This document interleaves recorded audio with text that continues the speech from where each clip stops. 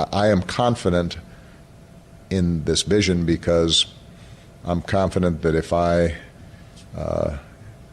had run again and articulated it, I think I could have mobilized a majority of the American people to rally behind it.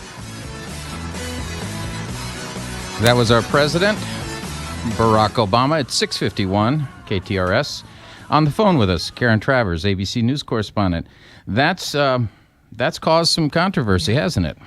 That's a good way of putting it. I was just referring to a Twitter brouhaha, which I think seems... I like that way, too. Phrase. Yes. Donald Trump didn't like the idea that he thought the president was saying that he would have beaten him. And Donald Trump tweeted, he has to say that. He should say that, but no way. And cited the Affordable Care Act as a thing that would have dragged the president down and the rise of ISIS. But I think it's important to note that the president didn't flat out say, I would have beaten Donald Trump. He was talking about if he were to run for a third term, that hypothetical third term, if his agenda were on the line again and voters had to decide whether to sign off on it or go with somebody else, he says he's confident that a majority of Americans would have wanted his agenda back in the White House. And, he says, look, I know there's a lot of people that don't like me, but they like what I've done because it's helped them, because the Democratic agenda has helped improve their standing in their economic situation.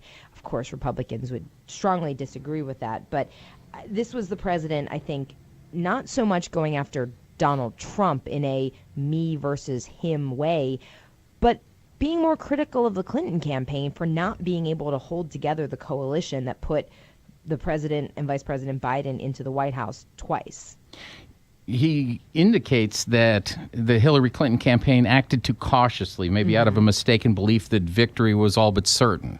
He compared it to sports. The president's a huge basketball fan, and he said, sometimes when you're ahead or when you think you're winning, you play it safer and you maybe let the clock run out a little bit and you're not putting in the work that you need to. And this is a criticism that many have lobbied against the Clinton campaign, in particular in states like Pennsylvania, Michigan, Wisconsin, that they weren't doing the work they needed to just guarantee that they were locked down.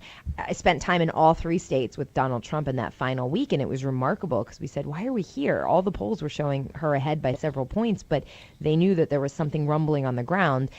And this is also something that Vice President Biden has now said post-election. Of course, 2020 is perfect vision after that. But that they knew that they were a little bit in trouble because they were seeing that vote among white working class voters that Hillary Clinton wasn't doing as well as the president did in his two elections. And that was a big, big warning sign to them.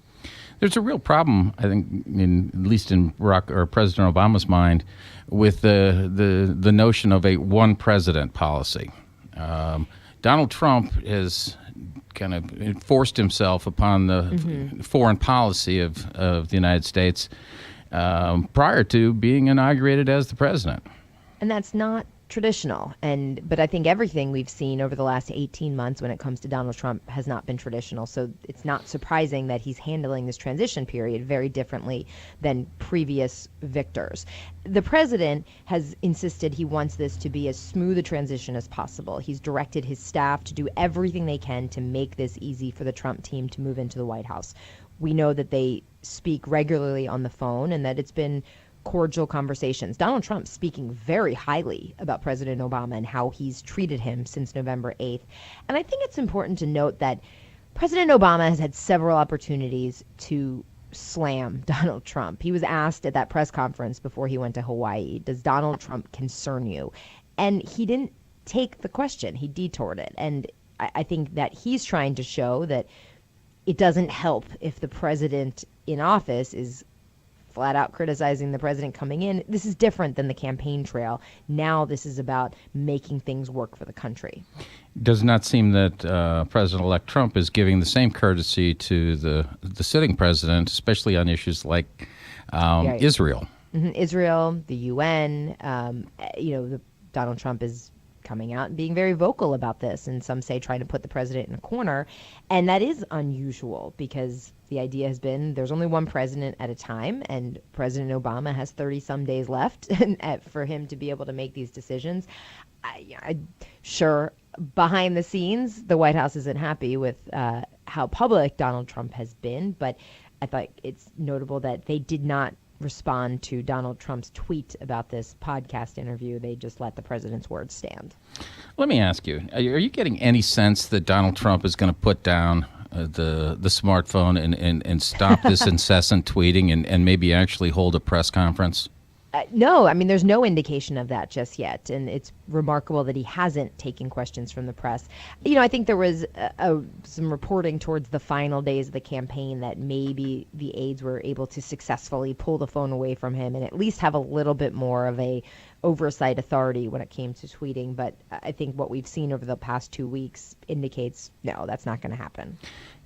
Is there any discussion then that the office of president should be somewhat more, I don't want to say professional, that tweeting out these comments is just not the way a president runs the country? And is that going to stop? I think when you look at how unconventionally Donald Trump ran his campaign, there's perhaps a sense from him and his team that, well, it worked for us. It worked during, the primary season. It worked during the general election. So why move away from something that seemed to work for you? But I also think there's a difference of being a presidential candidate, being the president-elect, and then actually being the president, where every single thing you utter has so much consequence and so much significance. The ability to move markets, the ability to change and shift global, policies and priorities with just 140 characters is very remarkable and very powerful. And perhaps they don't see that yet until they're actually into the White House on January 20th. Very interesting. We'll see what goes on as we get closer to the inauguration and shortly thereafter. Karen Travers, ABC News, thank you so much for joining us. Thanks, you too. It's 6:58, 32 degrees.